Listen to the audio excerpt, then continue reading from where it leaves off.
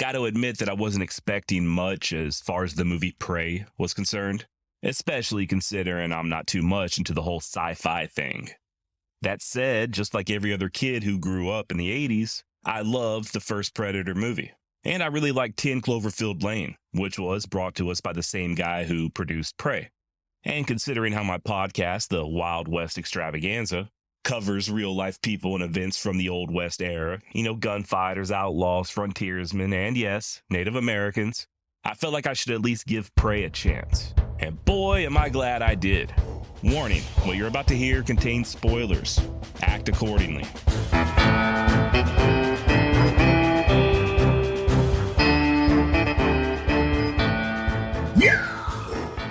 First off, let's talk about historical accuracy.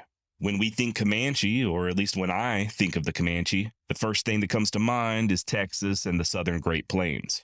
I mean, after all, I am a Texan, and the Comanche were known as the lords of the southern plains. Nomadic hunters and fierce warriors who perfected the art of the quick mounted raid, striking fear into the hearts of both Texans and Mexicans alike. Hell, so formidable were the Comanche down here in the Lone Star State that they were successful in pushing back the line of the frontier by 100 miles. But the Comanche didn't always abide on the southern plains, nor were they always so adept on horseback. Back around 350 or so years ago, the Comanche were actually residing up in present-day Wyoming, or thereabouts, as part of the Shoshone people.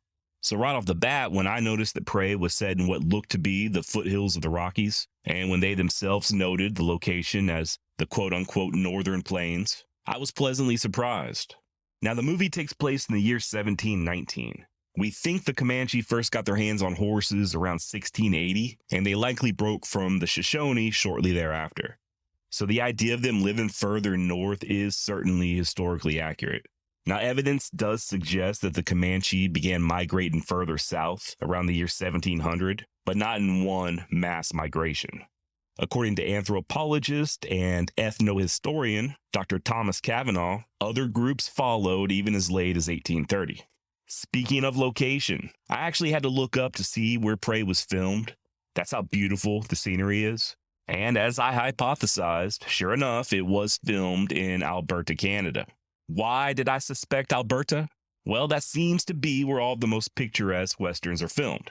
Unforgiven, Open Range, The Revenant, The Assassination of Jesse James, all filmed completely or partially up there in the Great White North. But back to the subject at hand. Apparently, we can thank one of the producers of Prey, Jane Myers, for helping to give it such a realistic feel. Turns out Miss Myers herself is a member of the Comanche Nation and has one hell of an eye for detail and a great grasp of history. In one interview I found, she claimed that the original script did not have any horses, something Jane rightfully balked at considering how the Comanche were probably the greatest horsemen of all the Plains tribes, or any tribe in North America for that matter. And thanks to Jane's influence, horses were added. And as a result, we got some pretty cool scenes. I actually laughed out loud when Dakota Beavers, the guy that plays the main character's brother, had that line about, "I gotta get me a horse." And if you've seen the movie, you know what happened after he got said horse. Dude literally became the epitome of a mounted Comanche warrior in all of their glory and terror. I read a book years ago. I can't remember what it was. Pretty sure it was fiction. Might have been a Larry McMurtry Western. But there was a part where someone remarked that some certain Native Americans didn't look all that fierce. And in the story, a more experienced man explained, saying something along the lines of, they look a whole lot different when they're painted for war and coming straight at you. And that sentiment was perfectly conveyed by the aforementioned actor Dakota Beavers in Prey. Guy doesn't look like much, but once he came with that damn predator on the back of that horse in full Comanche war mode, he was a fearful force to be reckoned with. And remember, spoiler alerts, he died well, a death befitting a warrior. Had no idea that this was Dakota's first acting role ever, by the way. Man, what an amazing way to start a career. The guy nailed it in Prey, and I really do hope he has many more great roles in his future.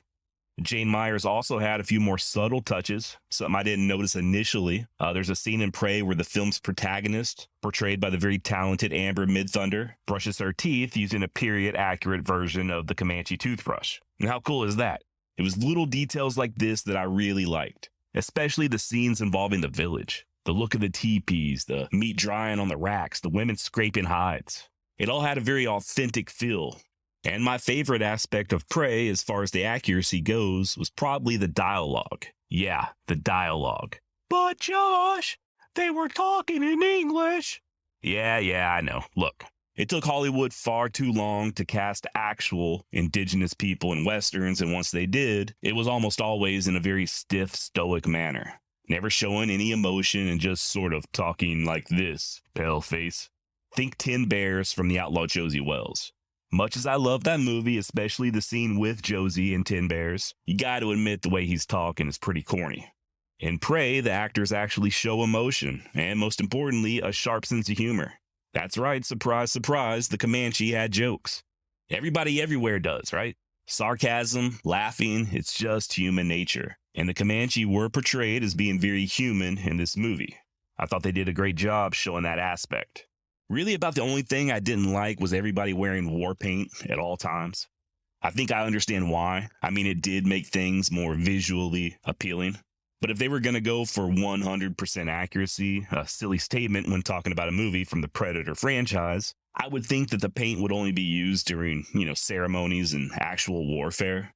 I could be wrong here. I mean, if the Comanche did just casually paint their faces up on a day-to-day basis while going about their normal mundane lives, I'm not aware of it. The other thing that was a bit off was the French fur trappers. Remember, the movie was set in the year 1719, and I don't know of anybody of European descent, even the French, making it to that particular area that early. I did a little digging, and the best I could find was a guy named Pierre. Of course, his name would be Pierre. Pierre Gaultier La Vérendrye. Pardon my pronunciation.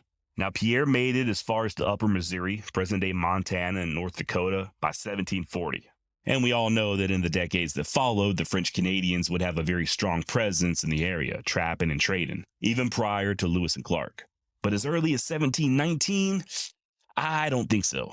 However, some Comanche did travel as far south as Taos in present-day New Mexico in 1706 to attend a trade fair. And it would be the French from whom the Comanche would ultimately obtain their first firearms, but probably not until sometime around 1740. I just don't think the Comanche would have had any sort of contact with French trappers or any trappers during the time period that Prey is set in. And finally, for all the people out there angry about the main hero being a girl, bro, you gotta get over that shit. I know you're very upset and you think this movie is just more of that woke liberal revisionist history agenda pushing, but do you reckon there are more things on heaven and earth than are dreamt of in your philosophy? Do you think maybe, just maybe, in the span of all Comanche history, there weren't a few women who desired more of a traditionally male role, just like there are now? Look, some little boys like playing with dolls and some little girls like toy guns, and it's been that way forever. Nobody's trying to change history here. We know that women joined the military in disguise and fought in the Civil War and even the American Revolution. Guarantee you at some point there was some big bad bitch who fought alongside the Vikings or Roman legionnaires. And I guarantee you that at some point there was some female Comanche who enjoyed going on raids and preferred hunting bison to tending camp. And lest we begin thinking too highly of ourselves as big tough men, let's not forget that your average Comanche woman in the 18th century was way tougher than we are today, and likely had metaphorical balls bigger than yours and mine combined. It's not like the movie Prey was depicting a female warrior society or some sort of all-female military force. It was simply one character who was more interested in being a hunter than she was cooking and gathering. There's no agenda to Prey as far as I can tell, unless you're the type to always go around looking for an agenda, and if that's the case, I can't help you. Now, I do realize how silly this all sounds, looking at the historical accuracy of a Predator movie, and to be honest, I don't know a whole lot about Predator lore. Judging by the past movies, the Predators, seem to have a sense of appreciation when it comes to fellow warriors and hunters. And when it comes to warriors and hunters, the Comanche will forever be remembered as some of the best. And I really liked what the star of the movie, Amanda Midthunder, had to say. When asked if it was important to her, seeing as how she herself is a Native American, that the portrayal of the Comanche was authentic, Amanda replied, quote, "I never knew originally that this was a Predator film. I only knew that it was a film about this young Comanche woman who wanted to be a hunter. To me, that was what the movie was. Later, I found out that there was a big alien space monster too." She went on to say that the Predator, quote, "was a side piece of the movie because the representation is definitely a hugely important part of the story.